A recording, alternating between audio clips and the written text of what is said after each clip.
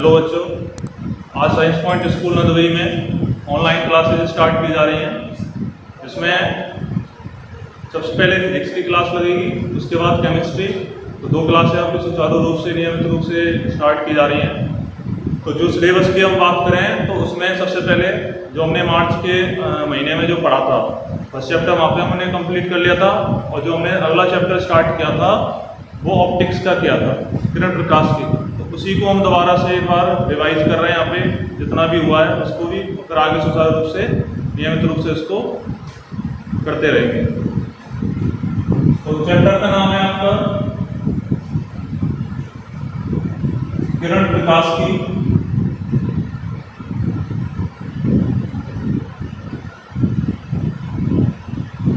ये बोर्ड परीक्षाओं में कम से कम 9 अंक का आता है और बहुत ही इंपॉर्टेंट, बहुत ही अच्छा आपका चैप्टर है। तो आप ध्यान से सुनिए। तो सबसे पहले तो हमें ये पता होना चाहिए कि प्रकाश की होता क्या है। तो प्रकाश की के बारे में अगर हम बताएं,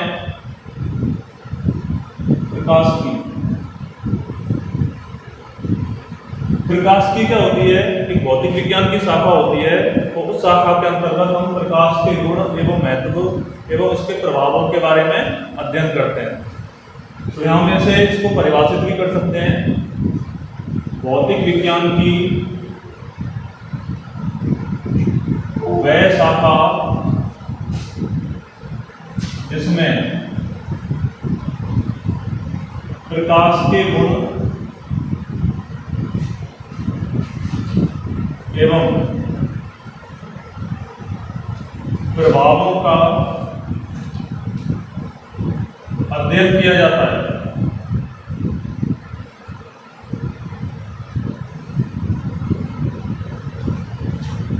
तो उसे हम क्या बोलेंगे? प्रकाश की। अब इसमें सबसे इंपॉर्टेंट जो चीज है वो होता है प्रकाश। प्रकाश क्या है? जैसे कि हम सब लोग जानते हैं कि प्रकाश क्या होता है। प्रकाश एक ऊर्जा का स्रोत है जिसके द्वारा जो कि हमें आंखों को संवेदनाएं प्रदान करके वस्तुओं को दिखलाता है। तो उस चीज को हम क्या बोलेंगे? प्रकाश बोलेंगे। अब ये आपकी जो प्रकाश की है,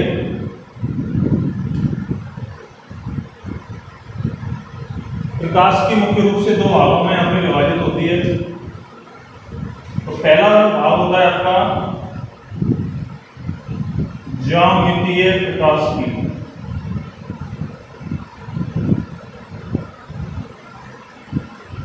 और दूसरा भाग होता है स्थूल या जिसे हम बोल सकते हैं भौतिक प्रकाश की। तो 2 तरीके की आपकी प्रकाश की होती है। पहली होती है ज्यामितीय प्रकाश की और दूसरी होती है आपकी स्थूल या भौतिक प्रकाश की। अब जो हमारा ये चैप्टर है उसमें मुख्य रूप से भौतिकी प्रकाश की के बारे में डिटेल जो भी है तो उसके बारे में हम डिटेल में अध्ययन करेंगे। बाकी ज्यामितीय प्रकाश की का मतलब क्या है? ज्यामितीय का मतलब जैसे जो भी संरचनाएं हैं, उन संरचनाओं के आधार पे प्रकाश के प्रभावों गुणों के बारे में अध्ययन करना। तो उस प्रकाश की को क्या बोलेंगे? ज्यामितीय प्रकाश की।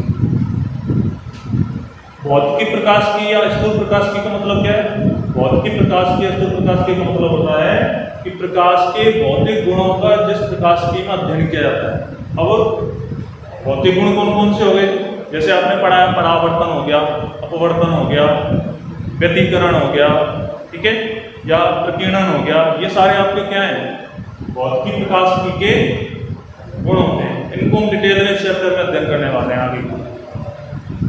तो फिर दोबारा से एक बार रिवाइज कर रहा हूँ। ज्यामितीय प्रकाश की का मतलब होता है केवल संरचनाओं के आधार पर प्रकाश के गुणों के बारे में, प्रभाव के बारे में अध्ययन करना। जबकि भौतिक प्रकाश की का मतलब होता है कि उनके जो भौतिक गुण होते हैं तो उसके बारे में अध्ययन करना। तो उसको हम बोलेंगे भौतिक प्रकाश। तो इसी चीज को हम आगे बढ़ाते हुए इसमें जो अगला टॉपिक है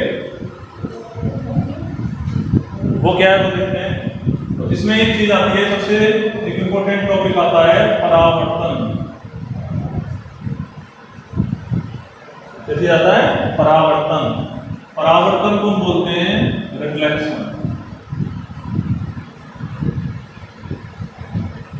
रिफ्लेक्शन, तो रिफ्लेक्शन का मतलब कि अगर जैसे ये आपका कोई भी प्रतलकारी पृष्ठ है, प्रतलकारी पृष्ठ का मतलब जैसे कोई भी एक पॉलिश किया हुआ सरफेस है, ये इसका एक अभिलंब हो गया। अगर कोई भी एक प्रकाश की किरण इस पे आपतित होती है तो यहाँ पर आपतित होने के पश्चात यह जिस माध्यम से आती है, यानी कि इस माध्यम से आ रही है, तो इसी माध्यम में क्या कर जाएगी, ये गमन कर देगी, वापस से लौट जाती है। तो इसको हम क्या बोलते हैं, परावर्तन, यानी कि रिफ्लेक्शन। अब ये जो किरण है, इस किरण को हम बोलेंगे आपतित किरण।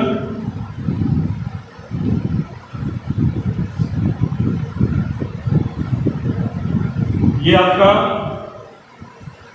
परावर्तक पृष्ठ हो गया, और ये अब जो किरण है ये आपकी क्या हो गई, परावर्तित किरण।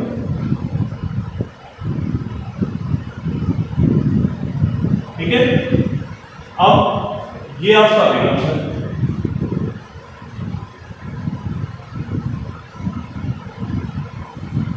डिग्री पे जो होता है। अब अभिलंब और आपतित किरण के बीच में ये जो यहाँ पे कोण बन रहा है, इसको हम आई से रिप्रेजेंट करते हैं, और इस कोण को हम बोलेंगे कोण आई, इसको बोलेंगे हम आपतन कोण। ठीक है बेटा। उसके बाद अभिलंब और जो आपका परावर्तित किरण है, इन दोनों के बीच में जो एंगल बनता है उसको हम किससे व्यक्त करते हैं, आर से। तो आर को हम क्या बोलेंगे, परावर्तन कोण।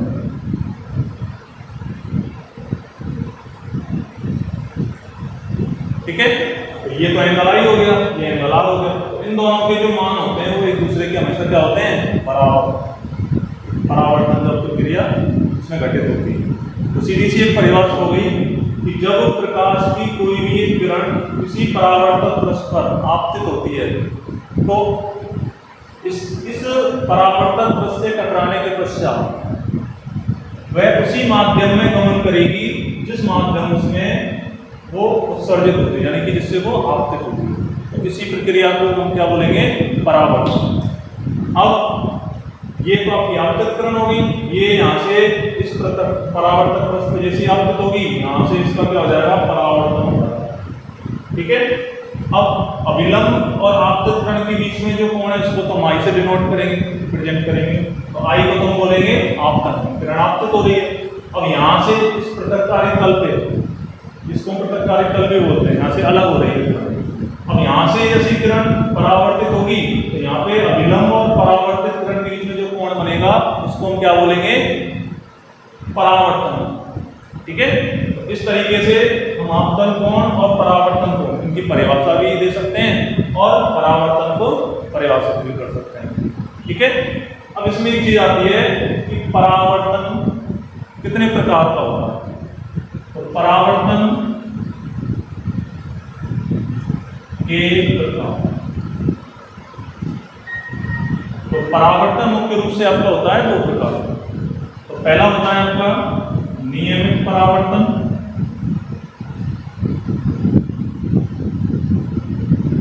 जिसको क्या बोलते हैं, रेगुलर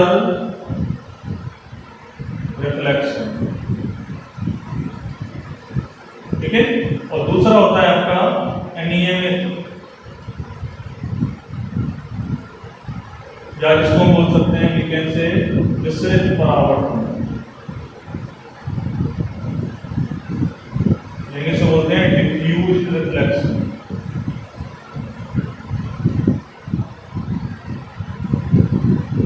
ठीक है। तो पहला प्रकार कौन सा हो गया, रेगुलर यानी कि नियमित परावर्तन, और दूसरा कौन सा हो गया, अनियमित या विस्तृत, इसे इंग्लिश में बोलते हैं डिफ्यूज रिफ्लेक्शन। तो दो तरीके होते हैं या दो प्रकार होते हैं एक परावर्तन को प्रदर्शित करने के। अब इन दोनों के बारे में हम आगे डिस्कस करते हैं।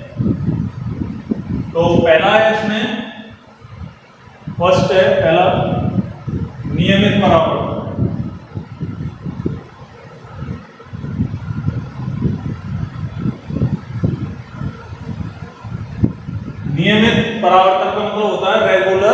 रिफ्लेक्शन।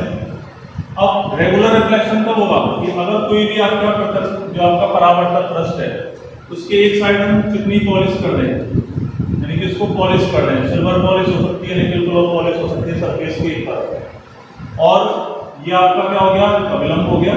अब कोई भी आपतित किरण जिस यहाँ पे जैसे आपतित होगी एंगल, तो जितना एंगल यहाँ बनेगा उसी एंगल पे वो क्या हो जाएगी, यहाँ से परावर्तित हो जाएगी इस तरीके से। तो इस तरीके के परावर्तन को क्या बोलेंगे, रेगुलर रिफ्लेक्शन। ऐसे ही एक होता है अनियमित परावर्तन,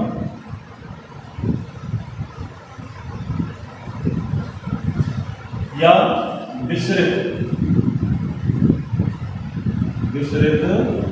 परावर्तन। ठीक है बेटा। तो विसरित या नियमित का मतलब है कि यहाँ पे तो आपकी एक स्मूथ सरफेस थी, चिकनी सतह थी, जो हम किरणों को इस पर आपतित कर रहे थे, तो आपतन होने के पश्चात जब उनका परावर्तन होता है तो वो समान एंगल पे वो क्या हो रही है, परावर्तित हो रही है, जिस माध्यम से आ रही है उसी माध्यम में वापस गमन कर रही है। अनियमित परावर्तन या विसरित परावर्तन का मतलब क्या है कि सरफेस आपकी कैसी होनी चाहिए, थोड़ी खुरदरी टाइप की होनी चाहिए, खुरदरा सरफेस हो। अगर कोई भी किरण इस पे आपतित होती है तो उसका किसी भी दिशा में क्या हो सकता है, परावर्तन हो सकता है। ठीक है, चाहे इधर जा सकती है, चाहे किरण इधर भी जा सकती है, यानी कि यहाँ पे जो एंगल का मान समान था वो एंगल इसमें समान नहीं होता है। तो इस प्रकार के परावर्तन को क्या बोलेंगे, अनियमित परावर्तन या विसरित परावर्तन। ठीक है। अब अनियमित जो परावर्तन होता है, जैसे कोई भी चिकनी सरफेस है, स्मूथ सरफेस है, उस पर हम कोई फ्लोक डालते हैं तो एक छोटा आकार पे लाइट फ्लो होती है, जबकि अनियमित परावर्तन में क्या है, जैसे ही हम एक किसी खुरदरी सरफेस पे आप कोई भी एक रोशनी डालते हो, एक लाइट की रोशनी किरणें डालते हो, तो वो दूर तक चीजों को क्या कर देती है, प्रकाशमान कर देती है, यानी कि दूर तक की चीजों को हम क्या कर सकते हैं, इसमें देख सकते हैं। तो अनियमित परावर्तन के द्वारा इन चीजों को ज्यादा दूरी तक देख सकते हैं, यानी कि वो हमें स्पष्ट दिखाई दे सकती है। तो ये प्रकार हो गया आपका नियमित परावर्तन, यानी विसरित। एक हो गया आपका नियमित परावर्तन। ठीक है। तो ये तो इसका क्या हो गया, एक वर्टिकल पार्ट कि परावर्तन क्या है। ठीक है, परावर्तन के प्रकार कितने होते हैं, परावर्तन के दो प्रकार होते हैं, नियमित परावर्तन, अनियमित अनियमित को क्या बोलते हैं, विसरित परावर्तन बोलते हैं। तो इस तरीके से इस स्ट्रक्चर वाइज आप उसको समझा सकते हैं, दर्शन यानी कि चित्रों के द्वारा। इसके बाद आगे इसमें एक सबसे इंपॉर्टेंट आता है परावर्तन के नियम।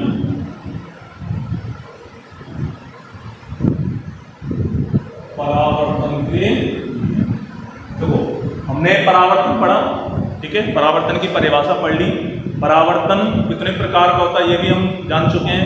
अब चीज आती है, सबसे इंपॉर्टेंट टॉपिक है परावर्तन के नियम। ठीक है, यानी कि लॉ ऑफ रिफ्लेक्शन। अब परावर्तन के जो नियम होते हैं वो मुख्य रूप से होते हैं दो प्रकार के। तो पहला जो नियम है वो नियम क्या है कि अभी आपने पढ़ा था कि ये आपका परावर्तन पृष्ठ है, नीचे का भाग पॉलिश कर दिया, ये अविलंब हो गया। ठीक है, तो पहला नियम क्या है कि आपतित किरण, अविलंब और जो आपका परावर्तित किरण है वो आपके तीनों एक ही तल में स्थित होते हैं। ठीक है ना, आपतित किरण,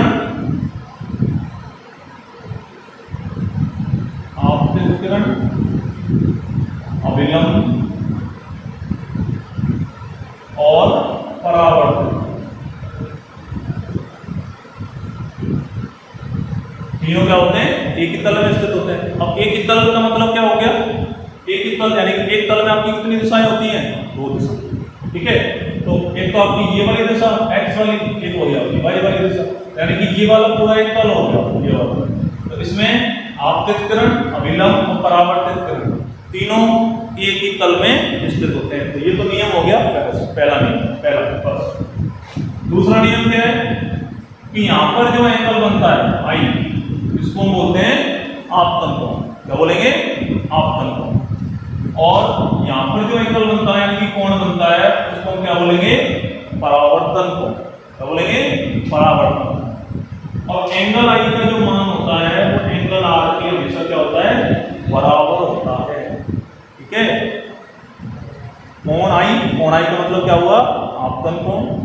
कोण आर का मतलब क्या हो गया? परावर्तन कोण। दोनों का जो मान होता है वो एक दूसरे के हमेशा क्या होता है? बराबर होता है। तो इसको हम क्या बोलेंगे? परावर्तन का दूसरा। ठीक है, जो भी आपको नोट्स दिए जाएंगे वो सारे आपको पढ़ने हैं। ठीक है ना, चाहे वो पीडीएफ फाइल हो, चाहे वो फोटोकॉपी हो, कैसे भी है तो समझना आपको यहाँ पर। ठीक है, तो आप जो भी पढ़ो बहुत ही ध्यान से, कोई भी दिक्कत आए तो आप कमेंट करके पूछ सकते हो। ठीक है ना, तो ध्यान रखिए, पढ़ना जरूर है। तो परावर्तन के नियम ये कंप्लीट हो गया। अब परावर्तन में क्या होता है?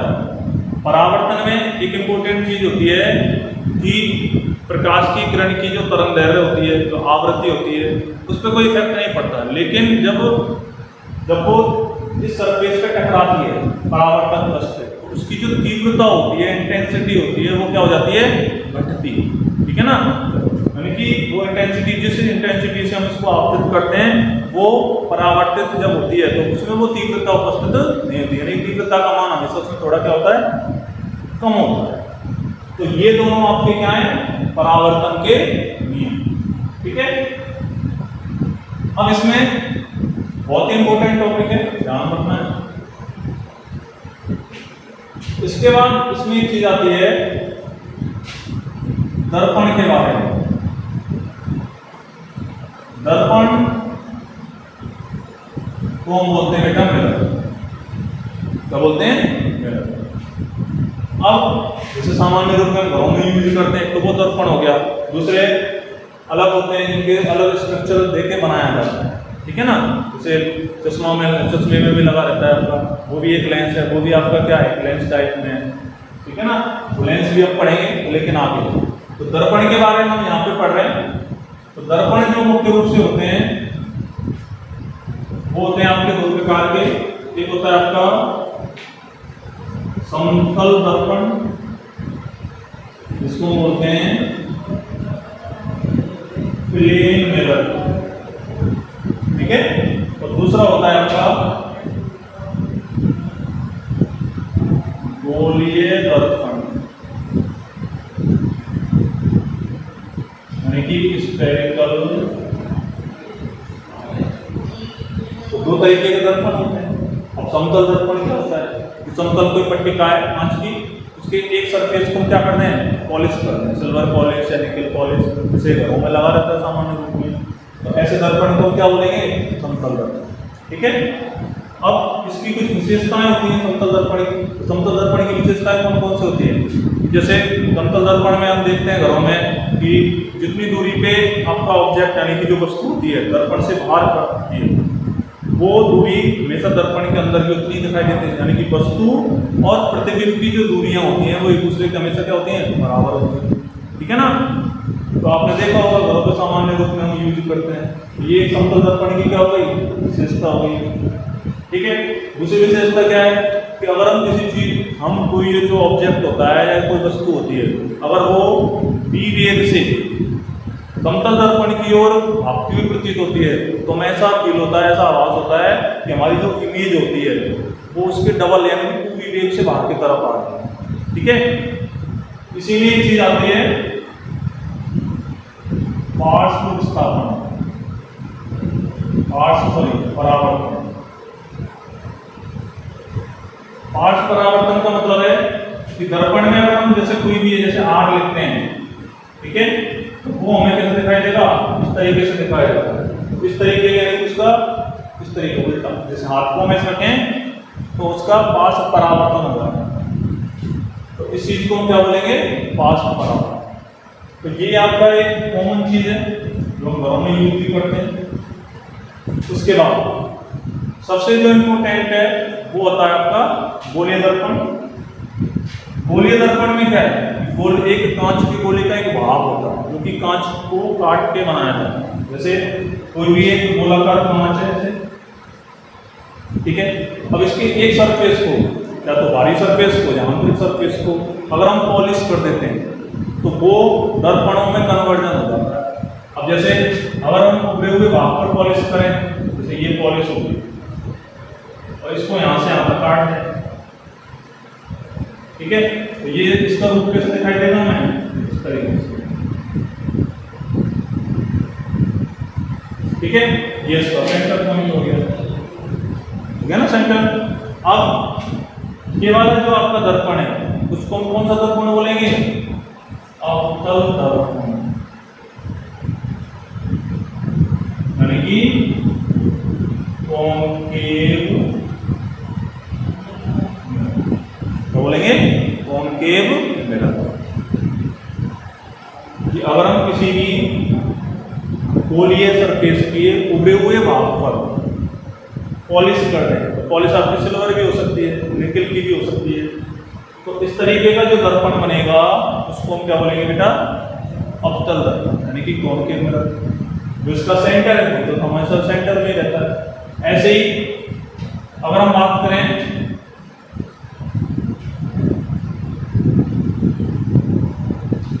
उत्तल दर्पण की,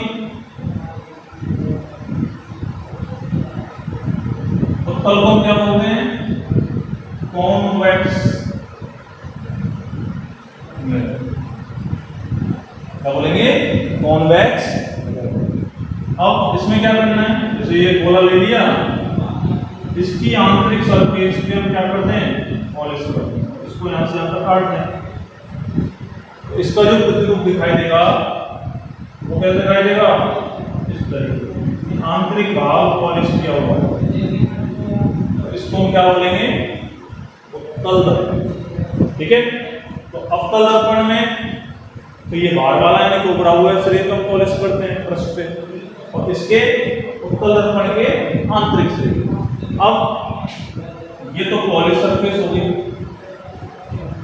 पॉलिश सरफेस आंतरिक वाली, तो इसको बाहर वाली को बोलेंगे यहाँ पे परावर्तक रस, यहाँ से किरणें परावर्तित होंगी, ठीक है ना। सेम इसी प्रकार से ये उभरा हुआ है, तो ये तो आपका कौन सा हो गया, पॉलिश पृष्ठ या सरफेस या सतह क्यों बोल सकते हैं। तो ये कौन सी हो जाएगी, आंतरिक वाली, परावर्तक पृष्ठ, यानी कि जब किरणें इस परावर्तक पृष्ठ पर आपतित होती हैं तो वो कुछ ना कुछ उसमें घटित होता है, कुछ ना कुछ प्रक्रिया उसमें घटित होती है परावर्तन की, ठीक है ना। तो ये परावर्तक पृष्ठ हो गया, इसका परावर्तक पृष्ठ ये हो गया, ये इसकी पॉलिश सतह हो गई, इसकी पॉलिश सतह हो गई, ठीक है ना। तो इस तरीके से हम गोलीय दर्पण को समझ सकते हैं कि गोलीय दर्पण एक गोले का एक भाग है, कांच के गोले का। अब उसको हम क्या करना है, दो भागों में विभाजित करते हैं। तो एक तो होता है आपका अवतल दर्पण, दूसरा होता है आपका उत्तल दर्पण। अवतल दर्पण में क्या है कि उभरे हुए भाग पर अगर आप पॉलिश करते हो, ये वाली सिल्वर पॉलिश, ठीक है ना, तो इसको हम ऐसे रिप्रेजेंट करें, तो ये तो आपकी सतह हो गई पॉलिश सतह, और ये वाली अंदर वाली सतह होगी कौन सी होगी बेटा, परावर्तक सतह। इसी प्रकार उत्तल दर्पण यानी कि कॉन्वेक्स मिरर, कॉन्वेक्स मिरर में क्या है, आंतरिक भाग गोले के आंतरिक भाग पर पॉलिश की जाती है। आंतरिक भाग ये हो गया, पॉलिश कर दी, तो बाहर वाला जो पृष्ठ है वो कौन सा कहलाएगा आपका, परावर्तक पृष्ठ, कौन सा कहलाएगा, परावर्तक, ठीक है ना। तो डेफिनेशन आपकी आती है, इसलिए रहता है अवतल दर्पण क्या होता है, उत्तल दर्पण क्या होता है, ठीक है ना। एक्सटर्नल आता है, कोई पूछता है नॉलेज लेने के लिए कुछ भी, तो आपको ये सारी चीजें आनी चाहिए, ध्यान रखना। अब गोलीय दर्पण को ये हम आगे बढ़ाते हैं, तो गोलीय दर्पण से पहले जैसे एक चीज होती है, जैसे हमने सुना है कि एक तो वस्तु होती है, एक जिसको हम बोलते हैं बिंब, एक होता है प्रतिबिंब। बिंब का मतलब क्या होता है, बिंब का मतलब होता है सामान्य जो वस्तु होती है।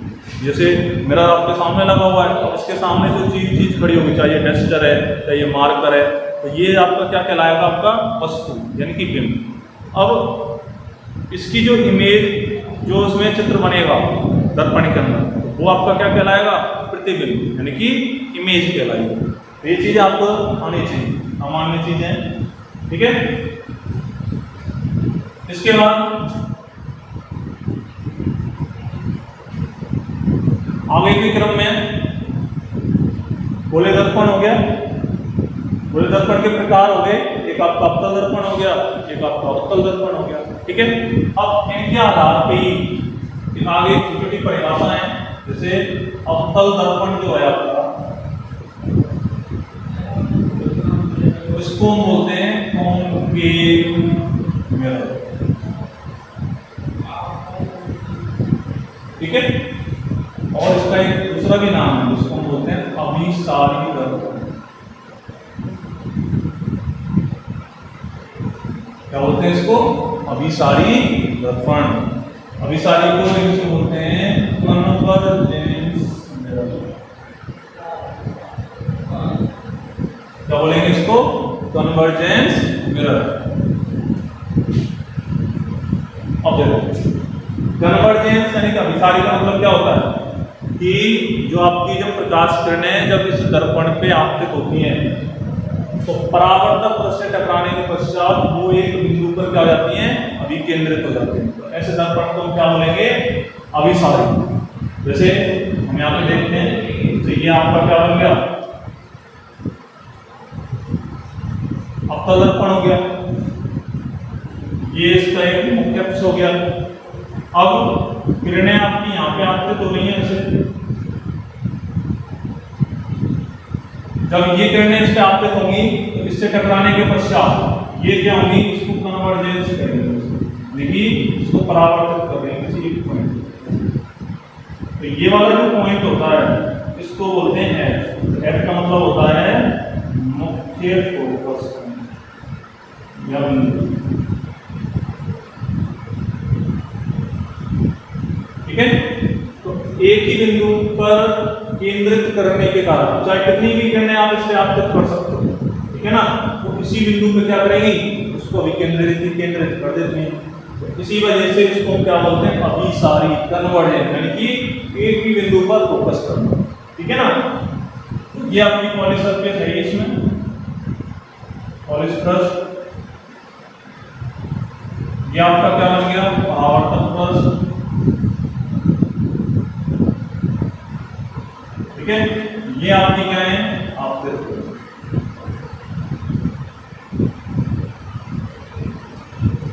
तो इस तरीके से आप इसको समझ सकते हो कि अभिसारी दर्पण क्या है, अभिसारी को हम कैसे रिप्रेजेंट करते हैं। ठीक है ना, तो ये आपको, तो यहाँ पे डायरेक्शन को रिप्रेजेंट करना कंपल्सरी होता है। अगर आप डायरेक्शन नहीं करोगे तो ये हमें पता नहीं चलेगा कि कौन सी किरण कहाँ से कहाँ जा रही है, तो कहाँ पे वो भ्रमण कर रही है। तो ये तीर का जो चिन्ह लगाया है इससे हमें डायरेक्शन का पता चलता है। तो ये लगा हुआ है, यहाँ से किरण ऐसे जा रही है, यहाँ से परावर्तन के बाद से आ रही है। ठीक है ना, तो इस तरीके से हम इसको प्रदर्शित कर सकते हैं। दूसरा है आपका उत्तल दर्पण। उत्तल दर्पण को क्या बोलते हैं? Convex mirror. क्या बोलेंगे? Convex mirror.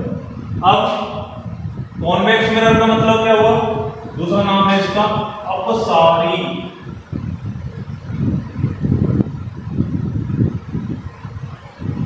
अपसारी, अपसारी का मतलब डाइवर्जेंस मिरर। डाइवर्जेंस का मतलब ये तो सिकोड़ता है एक पॉइंट पे, केंद्रित करता है, ये फैलाता है। ठीक है ना, फैलाने को हम क्या बोलते हैं? अपसारी, यानी कि डाइवर्जेंस करना। अब इसको हम एक स्ट्रक्चर से समझें तो कैसे समझेंगे? जैसे इसमें तो उभरा हुआ जो सतह है उसमें पॉलिश है, इसके आंतरिक उसमें पॉलिश है। ये आपकी क्या हो गई? पॉलिश सरफेस हो गई। ये इसका मुख्य अक्ष हो गया जो सेंटर में से जा रहा है। अब जब भी किरणें इस वाले परावर्तक पृष्ठ पर आपतित होती हैं ऐसे, तो ये किरणों को क्या करता है? फैलाता है। फैलाने का मतलब ऐसे, ये फैला है, बिखेरेगा ऐसे, और अंदर की तरफ हमें ये किरणें ऐसे प्रतीत होंगी। तो जहां पे भी ये किरणें आपस में मिलती हुई प्रतीत होती हैं, उसमें तो क्लियर प्रतीत होती हैं, इसमें मिलती हुई प्रतीत होती है। मतलब दिखाई देती है स्पष्ट रूप से, केंद्रित हो रही है, क्योंकि उसमें क्या होता है वो फैलाता है, इस वजह से प्रतीत बोलते हैं इसको, प्रतीत होना, आभास होना। तो ये इसका यहाँ पे क्या बन गया, मुख्य फोकस बिंदु। इस वजह से इसको क्या बोलते हैं, अपसारी यानी कि डाइवर्जेंस, ठीक है ना। तो इसको क्या बोलेंगे, अवतल दर्पण को अभिसारी यानी कि कन्वर्जेंस। इस तरीके से हम अवतल दर्पण, ठीक है, अवतल दर्पण और उत्तल दर्पण के बारे में स्थिति को व्यक्त कर सकते हैं, ठीक है बेटा। अब इसमें क्वेश्चन आ जाता है कि अभिसारी दर्पण, क्वेश्चन एक नंबर के बनते हैं। अभिसारी दर्पण क्या है, इसका मुख्य फोकस बिंदु प्रदर्शित करने का चित्र बनाइए। उत्तल दर्पण के मुख्य फोकस बिंदु को प्रदर्शित करने का चित्र बनाइए। तो आपको ये वाले चित्र बनाना है, ये वाले रिप्रेजेंट करने हैं, जो बोर्ड एग्जाम में आया हुआ है, ठीक है ना। तो ऐसे आपको एक दर्पण लेना है, दर्पण को पॉलिश को कर देनी है, फिर उसके बाद उपकरणों को आपको ऐसे इसका आपतित करवाना है। आपतित करवाने के बाद ये स्ट्रक्चर आपको रिप्रेजेंट करना है, इसी प्रकार से यहाँ पे करना है, ठीक है ना। तो ये सारी चीजें हैं, ये दर्पण से ही रिलेटेड है, ठीक है। ऐसे आप इसको समझ सकते हैं, देख सकते हो आप इसको एक तरीके से। और जो भी यहाँ पे पढ़ाया जाए उसको आप एक बार पढ़ना जरूर है, लिख के, ठीक है ना। जितने भी यहाँ पे स्ट्रक्चर बने उनको भी आपको क्या करना है, बना के देखना है, क्योंकि ये पूरा जो चैप्टर है वो चित्रों पे आधारित है, रे डायग्राम, ठीक है ना। रे डायग्राम कौन सी किरण कहाँ से कहाँ जाएगी, कहाँ से पार होगी, कहाँ पे गमन करेगी, चाहे वो कोई सा भी प्रभाव पड़े, चाहे वो परावर्तन पड़े, चाहे वो अपवर्तन पड़े, चाहे प्रकीर्णन पड़े, ठीक है ना। आगे पढ़ोगे आप तो ये सारी चीजें आपको यहाँ पे रिप्रेजेंट होंगी। इसके बाद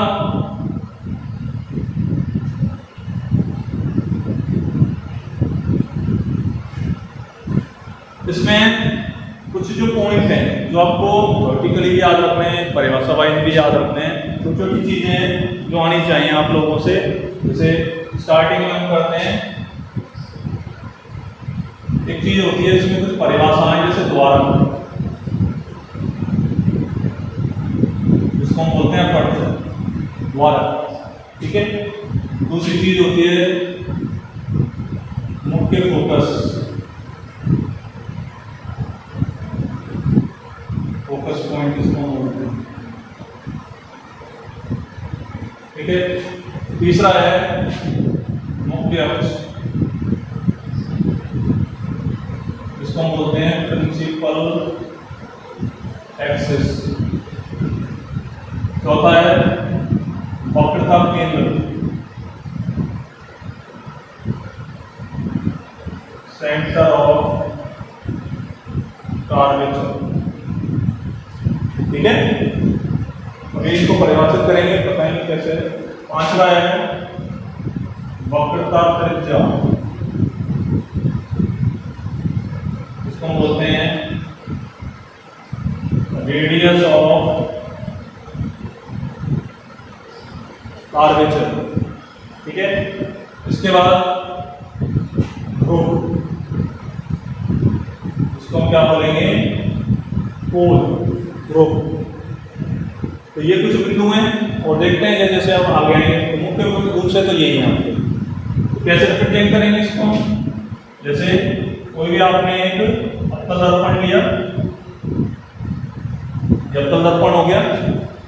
अब अवतल दर्पण का ये जो पूरा भाग है, ये वाला, यहाँ से लेके यहाँ तक, यानी कि जो हमने काटा है वो वाला भाग, एक चापनुमा जो आकृति होती है, उसी चीज को हम क्या बोलते हैं, द्वारक, तो बोलेंगे द्वारक।